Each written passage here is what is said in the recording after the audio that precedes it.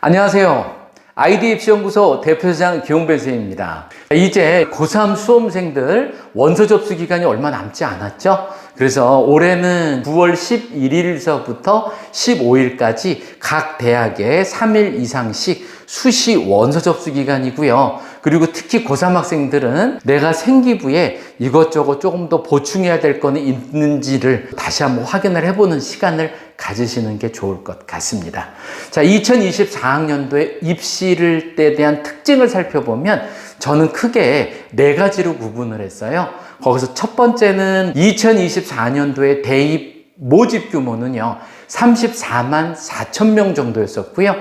수도권은 500여 명 정도의 모집 인원이 증가를 했어요. 2022년에 비해서는 수시 정시 합쳐서 수도권 모집 규모는 2,700명 정도는 늘었습니다. 거기서 두 번째 특징, 24년도에 수험생하고 대입 모집 정원을 살펴보면 수험생 같은 경우에는 42만 명이 조금 안 되고요. 그리고 그 전에 비해서 2만 6천 명 정도, 약 6% 줄었습니다. 자, 그리고 거기에 따른 대학 모집 정원은 학령 인구가 83%인데 그 중에 학업 포기생하고 특성화고생을 제외를 하면 내가 원하는 대학은 수치상으로는 대부분 갈 수 있을 정도는 돼요. 세 번째, 그러나 수도권은 교과랑 종합 인원에 대한 부분들이 한 1,000여 명 정도는 줄었지만 수시 전체 인원으로 봤을 땐 거의 그대로예요. 특히 올해 서영고 그룹은요,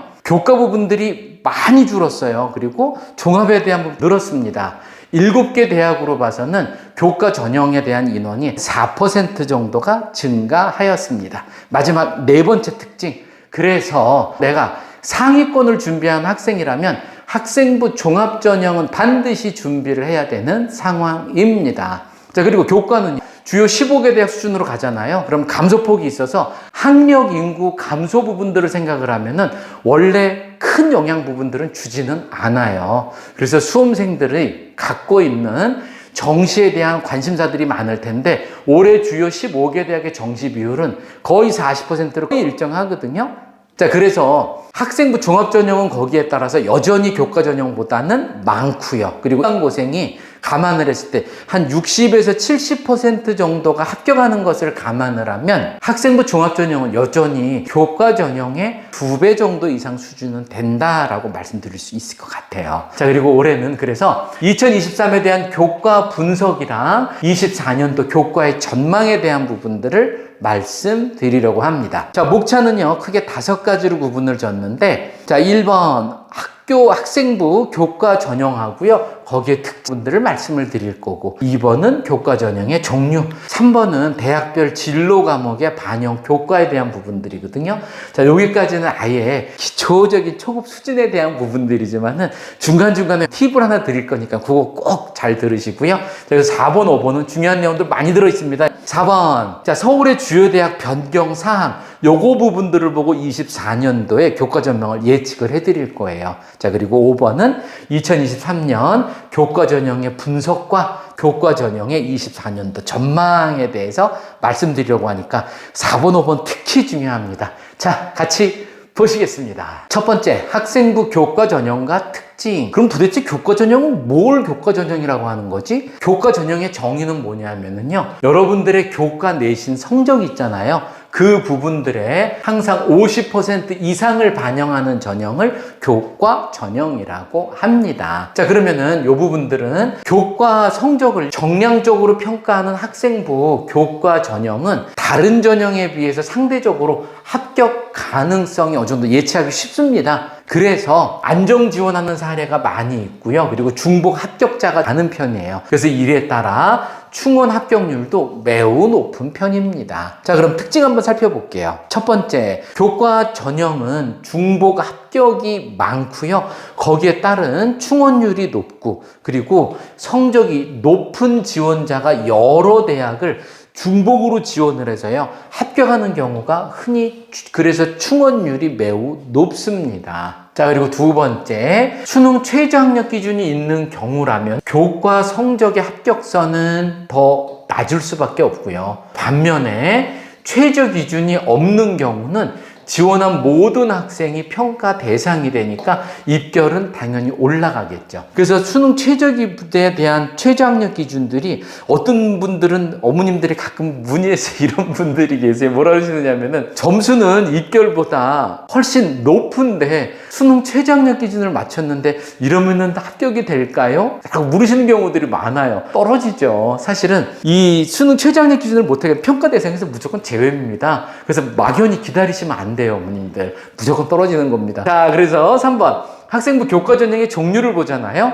교과 전형의 종류는 고등학교에서 추천한 학생을 대상으로 평가하는 추천형 전형과 대부분들 학교장님께서 추천을 해주시죠. 그런 경우가 있고요. 아니면 누구나 지원할 수 있는 일반적인 교과 전형이 있습니다. 근데 교과 전형의 특징은 2022년서부터요. 추천형 전형이 교과 전형 대폭입니다. 모집 인원을 많이 늘어나갔고요. 학생들도 많이 지원을 했어요. 자, 그럼 여기 페이지에서도 하나 팁을 드려야죠. 여러분들 교과 전형을 지원을 할 때에는 교과 100인 경우에는 어떻게 쓸 수 있나요? 나의 전공 말고 다른 지원 전공이라도 충분히 가능하잖아요. 넣을 수 있습니다. 교과 100인 경우에. 그럴 때 저는 우리 학생들이나 학부형들한테 항상 두 가지를 지키라고 그래요. 첫 번째 케이스는 뭐냐면 모집 인원이 많은 쪽을 선택을 하라, 이 얘기를 해주고 싶고요.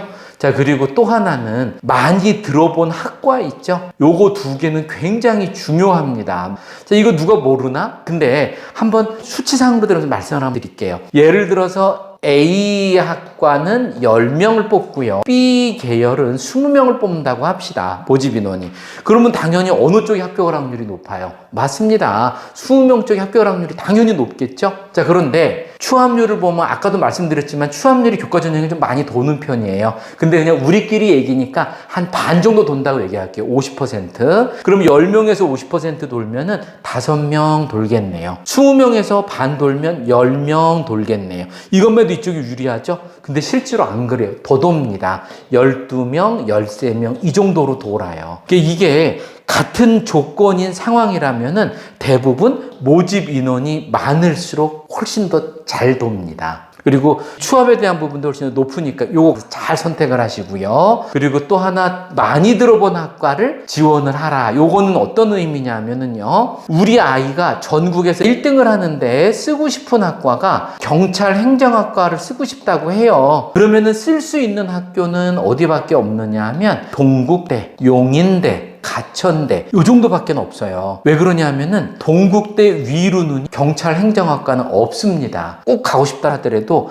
동국대, 용인대, 가천대 여기밖에 못 가고 이 밑에 학교는 사실상 지명도가 많이 떨어지는 학교예요. 그래서 많이 들어본 학과를 지원하라는 의미는 뭐냐 하면은요, 전국에 있는 학교들 중에서 내가 지원하고자 하는 학교가 여기 하나 있고 이쯤에 하나 있고 이쯤에 하나 있는 학교를 선택을 하게 되면 여기서 떨어지면은 여기서 떨어지면 이 학교로 내려가는 수밖에 없거든요. 근데 이렇게 하지 마시고 각 대학에 촘촘히 다 박혀있는 학교를 써야 내 지원 점수 안에 충분히 지원을 하고 가장 이상적인 지원을 할 수 있다라는 부분들입니다. 그래서 요거 두 개는 꼭 참조하시고 지원하시기를 부탁드리겠습니다. 두 번째, 교과 전형의 종류 보겠습니다. 자, 교과 전형의 종류는 지금까지는 교과 100인데 교과 플러스 비교과인데 교과 플러스 면접인 것, 교과 플러스 서류인 것. 그러나 교과 전형인 경우에는 전 페이지 선생님이 뭐라고 그랬나요? 항상 교과 부분들이 50% 이상 무조건 반영한다라고 그랬죠? 그래서 여기도 그렇고요. 여기는 물론이고요. 여기도 그렇고 여기도 그렇고 전부 다 교과 부분들은 50% 이상은 무조건 반영을 해야 됩니다. 자, 그 중에 첫 번째 교과 100인 경우, 자, 여기는 한양대, 시립대, 외대, 홍익, 숙명여대 이렇게 돼 있고요. 그리고 교과 플러스 비교과, 자, 출결하고 봉사 부분들을 보거든요. 그리고 서강대하고 중앙대 이렇게 보는데 여기는 교과랑 봉사인 경우들은 제가 여러분들 생기부를 봤을 때 여기서 만점을 못 받은 학생이 거의 없었던 것 같아요. 대부분 다 만점 받으니까 여러분들은 큰 의미는 없었던 것 같아요. 그런데 1번 교과 100이랑 교과 플러스 비교과인 지원하는 데를 보면 이 두 곳은요, 내신에 대한 부분의 영향력이 절대적이고요. 들어서 수능 최저의 유무의 변화, 그 다음에 모집 인원의 변동, 그리고 전형 방법의 변화, 그리고 입시 결과 등을 확인을 하면은 어느 정도 예측이 가능합니다. 자, 우리 학부모님들 여기 있는 거 몇 가지만 잘 확인을 해보시면은 나도 컨설턴트 될 수 있습니다. 자, 그래서 간단하게 팁 하나 가르쳐 드릴게요. 자, 어떤 부분들이 있느냐 하면 그 수능 최저의 유무 부분들로 보고서 올해 올라갈지 안 올라갈지 확인할 수 있습니다. 예를 들어서 뭐냐 하면 전국에서 지금 제가 알고 있고 가장 센 데는 4합 5로 알고 있거든요. 근데 조금 이해하기 쉬우시라고 뭐 이런 데는 없을 텐데 뭐 4합 20이라고 이렇게 좀 과장해서 생각을 해볼게요. 자, 그러면 최저 학력 기준이 4합 5 이하를 맞출 수 있는 경우들은 요만큼밖에 없다라면 4합 20 맞출 수 있는 수험생들은 얼만큼일까요? 이만큼이겠죠. 쉬우니까. 그러면은 이만큼 안에서 내가 10명을 뽑겠다 그러면은 요만큼에서 10명 뽑는 것보다 이만큼에서 10명 뽑으면은 그 안에 내신 점수가 좋은 아이들이 많이 있겠죠. 최저가 완화가 되면은 입결에 대한 부분들은 당연히 올라가겠구나. 거꾸로면은 떨어질 거고요. 자, 그리고 모집 인원의 변동도 볼게요. 모집 인원은 예를 들어서 10명을 뽑았었는데 조금 또 과장해서 100명 뽑는다고 가정을 할게요. 그러면 이것도 요만큼밖에 안 뽑았는데 실제로 이번에 뽑아야 될 학생들이 이만큼입니다. 그러면은 요만큼 뽑으면은 10명 뽑으면 여기서 여기까지가 입결일 텐데 100명을 뽑으면 이만큼 밑에 여기까지도 뽑겠다는 뜻이겠죠? 그러니까 어떻게 되겠어요? 입결은 내려갈 겁니다. 모집 인원이 많으면 입결은 내려가겠구나. 그리고 전형 방법의 변화? 전형 방법도요, 예를 들어서 교과니까 우리 지금 이거 교과 100인대에서요, 자, 교과가 한 70%만 반영을 하고 나머지 생기부에 세특에 대한 부분들이 30% 반영한다고 합시다.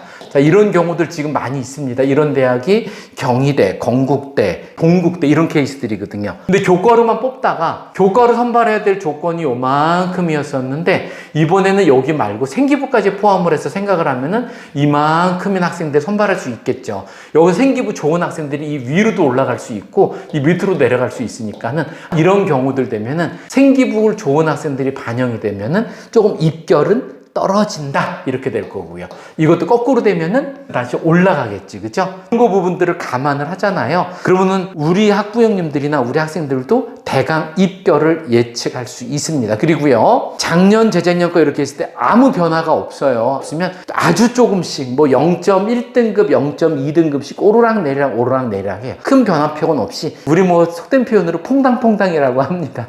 자, 그래서 그런 부분들도 생각을 하시면 우리 학부형님들도 어느 정도 예측할 수 있는 전형이 교과 전형이라는 것이죠. 세 번째, 교과 플러스 면접입니다. 여기서 연세대 경우랑 이화여대가 있는데요. 연세대 같은 경우는 제시문 기반 면접이고요. 이화여대는 서류 기반 면접. 근데 연세대 제시문 면접 여러분도 어렵게 생각하시는데 실제로 면접에 대한 부분들 지금 그렇게 어렵진 않습니다. 이것저것 섞여서 거기 있는 내용들이 얼마만큼 기초적인 기초학력 수준에 대한 부분들이 충실히 잘 돼 있는가 그 부분들을 많이 묻고 있고요. 저는 오히려 이 서류 기반 면접이 조금 더 어렵다라고 판단을 해요. 이 서류 기반 면접을 보면은 뭐 각 대학교의 입학처에 들어가 보시면은 이렇게 써 있습니다. 서류의 기반 면접돼 있고 진위 여부 확인, 이 학생이 진짜로 공부를 했는지 안 됐는지 확인을 하거든요. 그러면은 예를 들어서 2명의 학생이 있는데 똑같이 뭐 스트레스에 대한 얘기가 있다고 합시다. 이 스트레스에 대해서 어떻게 공부를 했었죠? 그러면 한 학생은 주저주저 하면서 스트레스가 외부 공격 뭐 위협에서 뭐 이렇게 조금 심리적으로 뭐 이렇게 하는 겁니다 라고 했던 아이랑 물론 본인이 했던 걸 입증을 했습니다. 또 한 아이는 스트레스에 대해서 어떻게 공부를 했었죠? 라고 물었을 때 이 학생은 또 자신 있게 쭉 얘기를 한다고 가정할게요. 예를 들어서 뭐 스트레스란 외부의 위협이나 공격에 대항해서 신체를 보호하려고 일어나는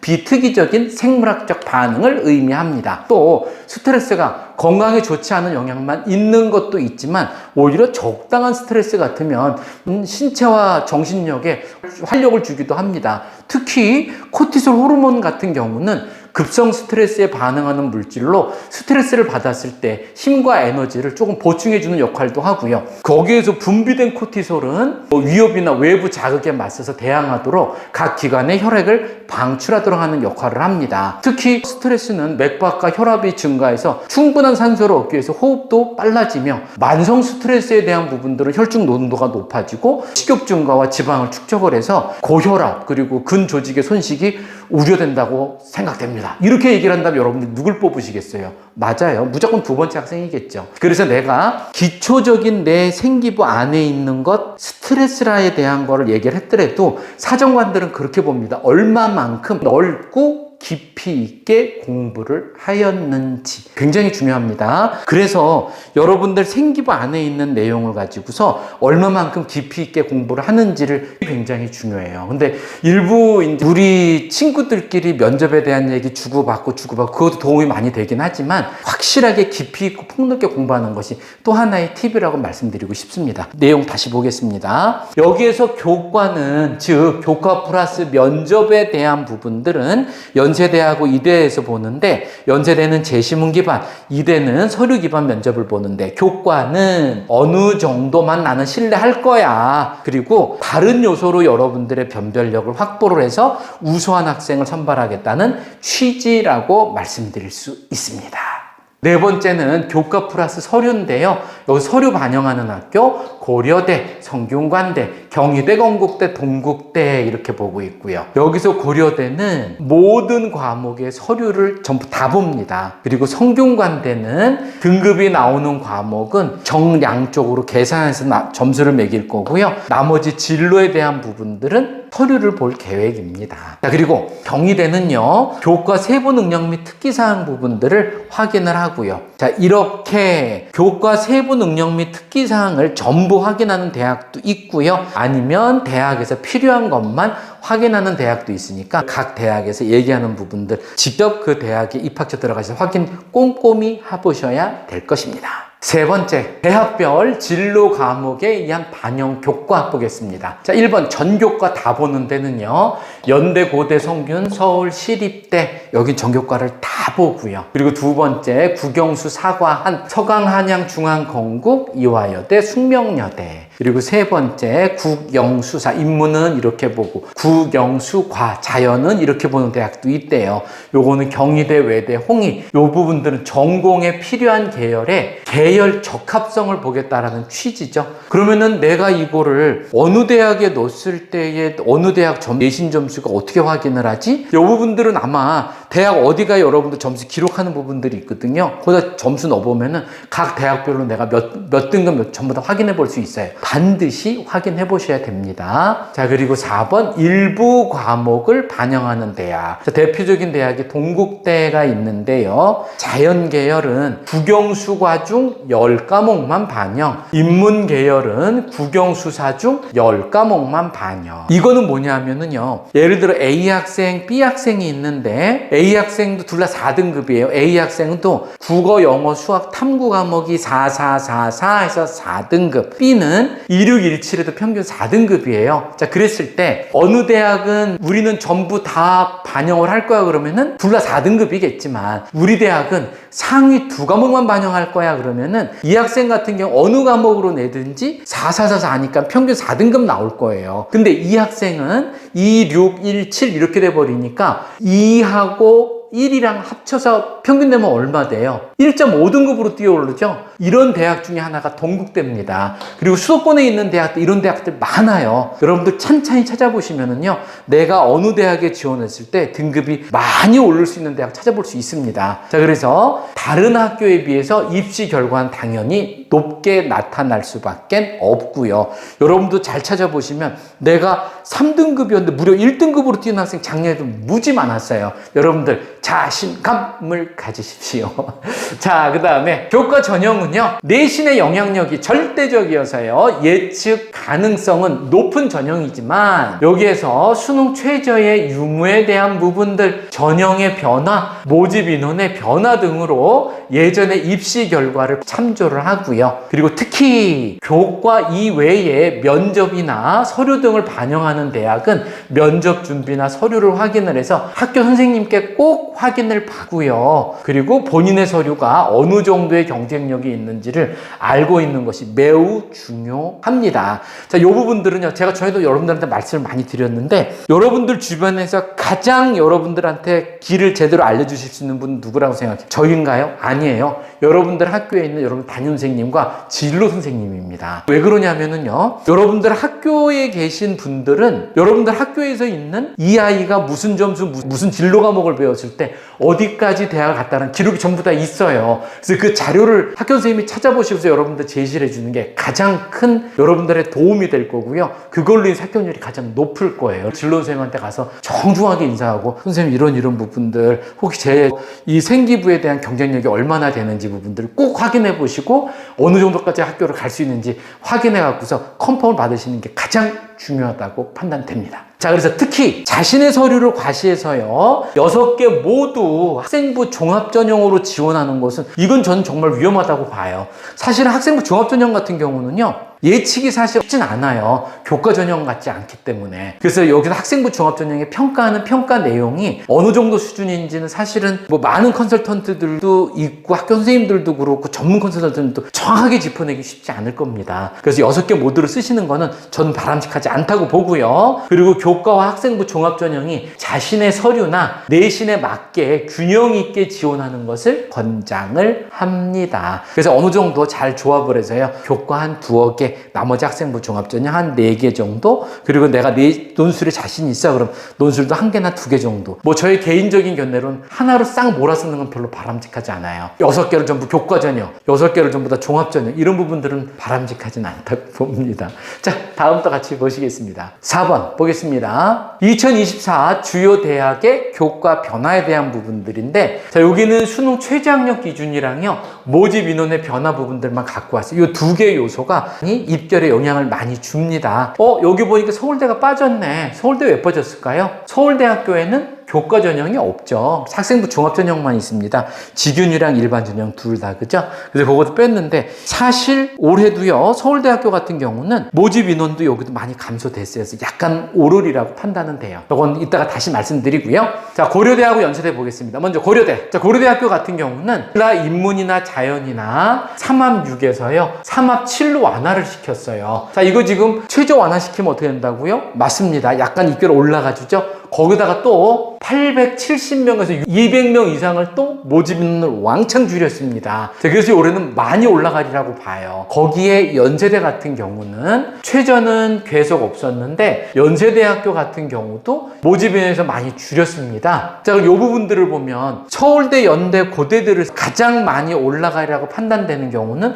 고려대학교거든요. 고려대학교는 2개의 요소가 지금 많이 변하고 있어요. 그래서 대부분 서울대, 연대, 고대를 쓰시는 분들 보면 고려대를 안정성으로다가 무조건 붙겠다라는 게 안정으로다가 쓰면, 사실 올해 같은 경우 안정으로 쓰시면 낭패 볼 확률이 높습니다. 고려대학교 지원하시는 분은 서연고 쓰실 때 고려대 말고 또 하나 조금 보수적으로 쓰기를 원해요. 그 밑에 부분까지 쓰시는 걸. 그러면은 내가 그 밑에 학교를 쓰겠다, 거기도. 그리고 그 밑에 걸 볼게요. 자, 그 밑에 있는 기조를 보면은 서강대, 성균관대, 한양대 이렇게 되어 있는데, 지금 모집 인원에서는 큰 변화 부분들은 없었는데, 이 최저학력 기준에 대한 부분들이, 서강대 같은 경우는 문이과 공통에서 3합 6에서요, 3과목이 3등급 이내로만 전부 다 들어오면 된대요. 이거 지금 너무너무 완화를 시켜줬어요. 서강대 라인급에서 지금 3과목이 3등급 이내인 경우를 못 맞춘 학생이 있을까요? 거의 없다고 봅니다. 자, 그래서 원래 지금 최저가 세다라면은 모집 인원이 이만큼에서 최저학력 기준이 세면은 맞출 수 있는 학생은 요만큼밖에 없거든요. 그러면 요만큼인 학생들만 실제로 경쟁하기 때문에 실질 경쟁률이 높아진다라고 할 텐데, 근데 이 경우는요, 제가 봐서는 거의 70-80%는 전부 다 최저학력 기준 맞출 것 같아요. 그러면은 사실 실질 경쟁률도 많이 줄지 않습니다. 그래서 여기도 많이 많이 오를 것 같고요. 자, 그리고 성균관대 같은 경우는 인문하고 자연 쪽에서 둘 다 3합 6, 3합 6에서 5과목 중에 3합 7로 완화를 시켰어요. 자, 여기도 지금 2개 완화를 시켰기 때문에 이 부분도 올라가리라고 봅니다. 최저가 완화가 됐기 때문에. 성균관대 쓰시는 분들도 조심을 해야 되겠죠. 자, 그리고 한양대 같은 경우는 최저가 계속 없었고요. 모집 인원도 늘었는데, 그러면은 한양대 쓰면 되겠는데, 한양대 같은 경우는요, 최저가 역대로 계속해서 없었기 때문에 매번 높았습니다. 특히나 인문 쪽에서는 파이낸셜 경영학과가 계속 높았을 거예요. 1등급 극초반이었었어요. 그리고 자연계열 쪽에서는 생명계열이 1등급 극초반이었습니다.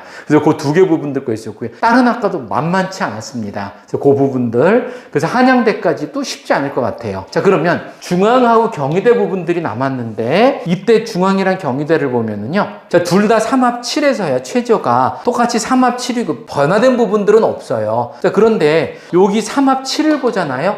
3합 7에 대한 입결 수준이면 어디랑 비슷한가요? 고려도 3합 7이고요. 성대도 3합 7입니다. 그러다 보니까는 여기 부분들을 고려대나 성균관대를 3합 7로다가 떨어진 상황이라면은, 최저를 못 맞춰 떨어진 상황에는 반드시 중앙대도 어떻게 돼요? 떨어지는 거죠. 그죠? 왜? 최저 못 맞추면 평가대상에서 무조건 제외라고 그랬죠? 그래서 여기까지 떨어지겠네. 그 중앙대 같은 경우가 이번에 최저에 대한 부분들이 만만치 않다라는 거. 자, 그 다음에 경희대는 사실은 크게 변화된 기조는 없습니다. 변화된 부분들은 없었는데, 여기는 또 교과에 뭐가 문제였었다? 경희대, 건국대, 동국대는요, 교과가 70% 반영하고요. 그 다음에 생기부에 대한 부분들이 무려 30%나 반영을 해요. 이 부분들이 입결에 큰 영향을 주리라고 봅니다. 자, 그래서 올해는 전반적으로 쉬운 교과 전형은 없습니다. 자, 그러면은 요거에 대한 부분들은 올해 예측할 부분들을 다음 페이지를 통해서 말씀드리도록 하겠습니다.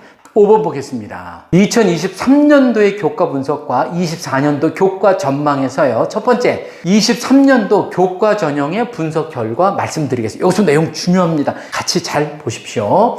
자, 지난해 수시에서는요, 특히 수도권 지역의 교과 전형 선발 인원이 늘면서 합격선은 하락할 것으로 예측을 했지만, 뚜껑을 열어보니까 결과는 예상 밖으로 벗어났었고요. 합격선이 오히려 상승하거나 비슷하게 유지된 곳이 많았었습니다. 이게 수도권 지역의 교과 선발 인원들이 많이 늘어나서 입결이 같이 떨어지지 않을까 하는데, 오히려 그렇지 않아요. 입결이 올라간 데도 많았기 때문에 그거에 대한 분석이 왜 그랬는지 한번 같이 살펴보려고 합니다. 자, 그 이유는 첫 번째, 지원율 상승으로 봤습니다. 그래서 선호도 높은 대학들이 교과 전형을 신설을 하면서 수시 원서 6장 중에서 절반 정도를 교과 전형으로 할애하는 학생들이 늘었어요. 그래서 선발 인원이 늘었지만 지원율 역시 상승해서 상쇄되는 효과를 가져왔다. 자, 이게 무슨 소리냐면, 이건 저의 개인적인 생각이니까 그냥 참고만 하시기 바랍니다. 작년 같은 경우에는요, 교과 전형이 많이 늘었어요. 그러다 보니까 수시를 지원했던 학생들이 어땠느냐 하면, 교과 전형이 많이 늘었네. 그러다 보니까 수시 6개 쓰잖아요. 6개를 쓰는 거에 일반적인 패턴이 어떻게 되냐면은, 교과 전형은 내가 안정권으로 2개를 써요. 그리고 4개를 학생부 종합 전형으로 쓰는데, 작년 같은 경우는 모집 인원이 교과 전형이 많이 늘다 보니까 2개를 써야 될 걸 대부분 3개나 4개 쓰던 학생들이 많았습니다. 그러면은 그 학교 입장에서 어떤가요? 안 들어올 학생도 많이 있어서 지원을 했었어요. 그러다 보니까 요만큼 모집했을 때 하고 요만큼 모집을 했었을 때 내려갈 줄 알았었는데, 이만큼 모집했는데 오히려 지원 학생들이 지원 경쟁률이 더 올라갔다라는 거죠. 즉, 교과를 2개 정도만 썼던 패턴이 3개나 4개 썼었기 때문에 오히려 많이 올라가서 합격률이 떨어지지 않았다라는 얘기예요. 자, 두 번째 보겠습니다. 둘째, 선택형 수능에 따른 수학 선택 과목별 유불리가 문제가 되면서 인문계열 모집 단위에 지원하는 학생들은 수능 최저학력 기준이 떨어질 것으로 생각을 했었거든요. 근데 그렇지 않았습니다. 수능 수학에서 미적분이나 기하를 선택한 자연계열 지원자들은 충족률이 높아지는 구조였던 데다가, 그리고 인문계열 지원자들이 영어를 활용을 해서요, 최저 기준을 충족할 수 있었던 여건이 되면서 최저 기준이 높은 일부 대학을 제외하면 충족률이 예상만큼 떨어지질 않았습니다. 이건 또 무슨 의미냐면요, 여기다 가중되는 부분들은 뭐 있었느냐 하면, 재작년 같은 경우에는 국어에서요, 표준 점수 전에 뭐라고 그랬죠? 난이도를 뜻하는 겁니다. 표준 점수가 높으면 높을수록 난이도가 어려웠던 시험이에요. 이게 보통 표준 점수가 130점 초반에서 150점대까지 올라가는데 130점 초반이면은 시험 난이도가 쉬웠던 부분이고요. 150점대를 육박할수록 어려웠었거든요. 재작년에는 국어 표준 점수가 얼마였냐면 149점까지 올라갔어요. 그랬다가 작년에 또 어떻게 됐어요? 134점까지 떨어졌습니다. 그러니까 난이도가 굉장히 쉬웠어요. 국어 점수에서 난이도가 쉬워지다 보니까 또 어떡합니까? 최저를 맞출 수 있는 학생들은 대거 늘어났습니다. 그래서 최저를 맞출 수 있는 사람들이 대거 늘어났기 때문에 실질 경쟁률이 많이 줄지 않았다라는 부분들이에요. 자, 그래서 두 번째 이유인 부분들이 최저 기준이 높은 일부 대학을 제외하면 충족률이 예상만큼 떨어지지 않았다. 그래서 입결에 대한 부분들은 오히려 상승하거나 이런 경우를 많이 있었다라는 뜻입니다. 자, 그래서 지원율과 최저 기준 충족률이라는 두 가지 요인으로 인해서 예상과 달리 교과 성적에 대한 합격선이 오히려 상승한 것으로 저는 분석을 했습니다. 자, 이번에는요 2024년 교과 전형의 전망에 대한 부분들 말씀드리겠습니다. 자, 학교별로 쪼갰습니다. 자, 서영교 쪼개놨고요, 그 다음에 서성한 쪼개놨고요, 중경외시 이렇게 쪼개놨습니다. 아까 요 전 페이지에서 말씀드린 도표에 대한 부분들을 다시 한번 말로 정리를 해봤어요. 자, 보겠습니다. 서연고는 작년 대비 20%에 육박하는 327명의 모집 인원이 줄어들었어요. 그래서 서울대 같은 경우 86명, 서울대 직윤이 대대로 연세대 추천형보다는 더 많이 모집을 했었는데요. 올해는 오히려 연세대가 더 많았어요. 서울대가 줄었습니다. 그래서 서울대는 높아질 것으로 예상되고요. 그리고 고려대도 학추가 작년 대비 200명 이상을 많이 줄임으로써 서영고 지원 시 대부분 고려대를 안정권으로 지원을 했지만 올해는 최저 기준도 많이 완화도 했고 모집 인원도 많이 줄었기 때문에 결코 여기를 안정권으로 지원하시면 낭패 보십니다. 자, 그래서 올해 고려대는 입결이 많이 올라갈 것으로 예상되니까 정말 주의 또 주의를 하시기를 당부드립니다.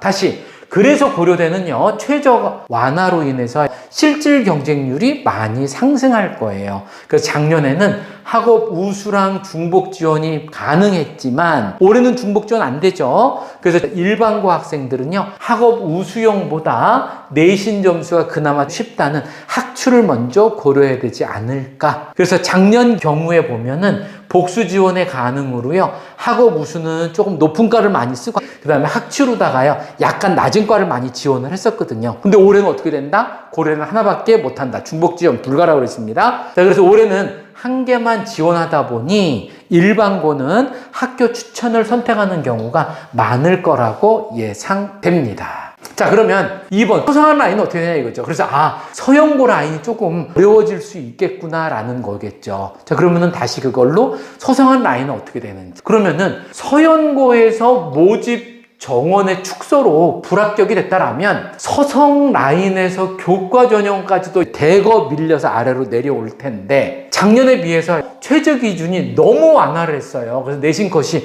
여기도 어쩔 수 없이 상승할 겁니다. 특히 성대의 경우는 국수 영탐이 3합 7에서요 완화가 이렇게 됐고 서강대 경우도 3개 영역에 3등급 이내로다가 완화가 돼서 서성에서 지원하는 수험생들이 한 70-80%는 거기 지원하는 레벨권 학생이면 1등급 한 중반 안쪽에 오는 학생인데 그거를 못 맞출까요? 대부분 다 맞춰요. 올라갈 수밖에 없습니다. 그래서 이거 이상 최저를 충족하리라고 예상되며 한양대는 최저가 아예 없기 때문에 항상 높았었습니다. 자, 그러면 여기도 실패를 보고 여기도 실패를 봤다. 죄송합니다. 재수없는 말씀 드려서. 자, 그러면 중경외시 라인은 어떻게 될까요? 자, 중경외시는요 교과지만 다른 변수들이 또 대기하고 있어요. 자, 어떤 변수냐면 중앙하고 시립은요 최저가 3합 7이라 서강, 성균, 고려대 떨어진 학생들은 중대나 시립도 최저 때문에 같이 떨어져 버리겠죠. 그래서 최저를 못 맞췄기 때문에 아예 떨어지는 경우도 많이 발생할 거로 예상이 됩니다.